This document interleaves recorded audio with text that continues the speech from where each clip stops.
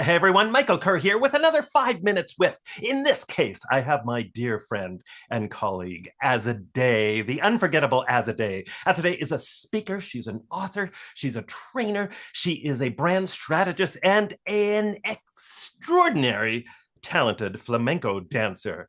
Azadeh, what are you here to talk about? We're here to talk about how people can be more memorable with their brand. Okay, share some ideas. What do you got?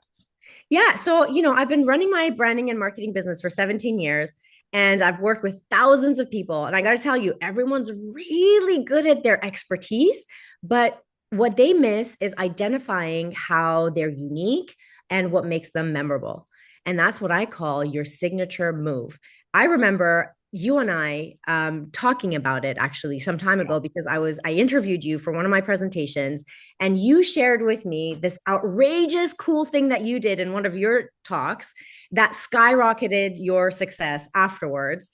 And what you did was, present something that was unexpected, something that wowed the audience. So I took that to heart for myself to begin with. Last year, I was supposed to do my very first TED Talk. And so I thought, well, in regards to the flamenco dance, nobody knows that I've been dancing flamenco for 10 years because I've kept Right. it a secret. It's a bit of a unique thing to me, but why have I kept Totally. it a secret? Like you didn't know, you've known me for a long No, time. You didn't know that I danced, no right? idea. Yeah.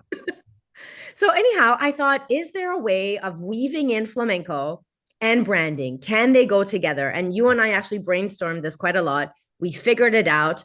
And then I did it on stage. I walked on stage instead of starting by speaking, which is what mostly speakers do, because that's what we're there to do. I started my presentation with a flamenco dance. And then my opening line was before you say a single word, your brand is already speaking. And that, Michael, had people hooked. Absolutely, it's a hook, and I love how you're so passionate about this, about everything you do. But this idea of bringing this kind of behind the scenes hidden talent to the forefront and making it front stage, literally, with this brilliant talk that you did. Yeah. And then the cool thing was that after I was done, and obviously I weaved it with my expertise and I talked about all that. What after when I was done, I received probably the best audience response of my career.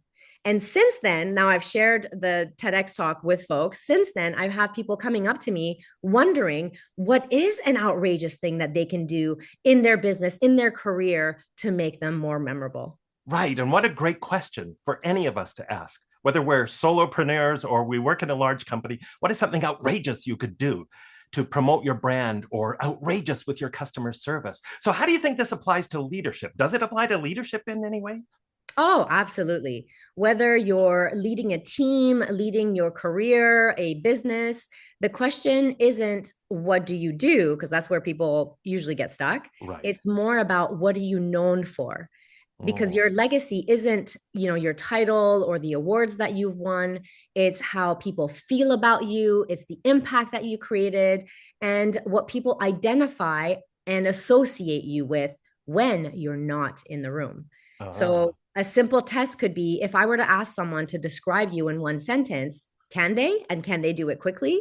Because if they can't, then maybe your brand and your signature move aren't yet clear enough. oh, that's very cool. I love that. I love the simplicity of that question, but it's so important.